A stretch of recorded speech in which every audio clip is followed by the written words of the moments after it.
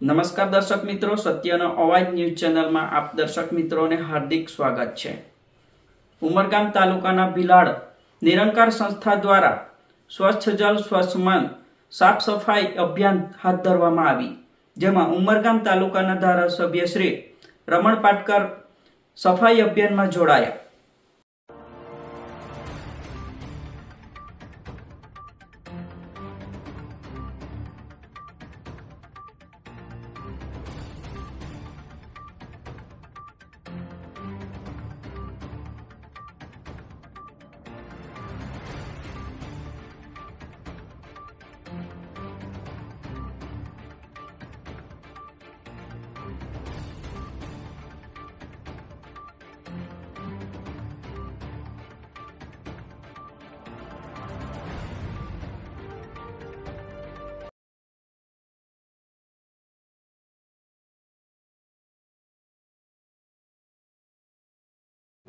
સમગ્ર ભારતમાં આજે નિરંકાર સંસ્થા દ્વારા 16 જેટલી સ્થળ ઉપર વિવિધ મંડળો દ્વારા સફાઈ અભિયાન કરવાનો કાર્યક્રમ આ દેશની અંદર આપવામાં આવ્યો છે।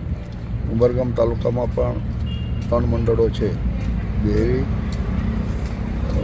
તલવાડા અને એક માંડા।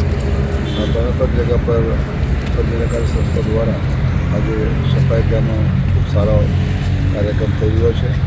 એમાં મારે પહેલાં માંડા સંસ્થાની અંદર જઈ આવ્યો છું, ત્યાં પણ કમસે કમ 150 જેટલા સ્વયંસેવકો નીકળી અને 4 પોઈન્ટ ઉપર સફાઈ કરવાના છે।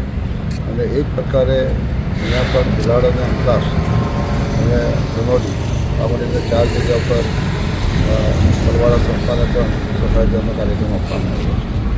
માનવ એ જ સેવા આ હેતુસર દેશના વડાપ્રધાન જે રીતે આગળ વધી રહ્યા છે, એ જ પ્રકારે એમાં આ વખતે પહેલી વખત ભારત સરકાર પણ જોડાઈ છે સંસદ નિરંકાર સેવા સંસ્થામાં, અને એમાં ભારત સરકાર દ્વારા પણ અમને આમંત્રણ આપવામાં આવેલું છે। એટલે આજે ખરેખર એક જીવનની અંદર જન્મ લીધા પછી જે સારા સેવાના કાર્યમાં જોડાવવા જોઈએ એ પ્રકારના આદેશો થઈ રહ્યા છે, અને આજનો એ કાર્યક્રમ ખૂબ સફળતાપૂર્વક થાય એવી અપેક્ષા રાખું છું।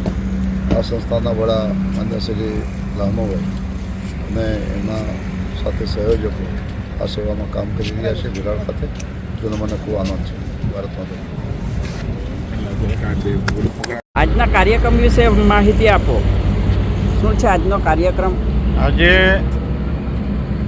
નિરંકારી ચેરિટેબલ ફાઉન્ડેશન દ્વારા પ્રોજેક્ટ અમૃતના નામથી સ્વચ્છ જલ સ્વચ્છ મનનું અભિયાન ચલાવવામાં આવી રહ્યો છે આખા દેશમાં, જેમાં ભીલાડ બ્રાન્ચને પણ અવસર મળ્યો છે। ભીલાડ બ્રાન્ચમાં આજે 6 જગ્યા પર નદીઓ, તળાવો અને કૂવાઓ સફાઈ કરી રહ્યા છે।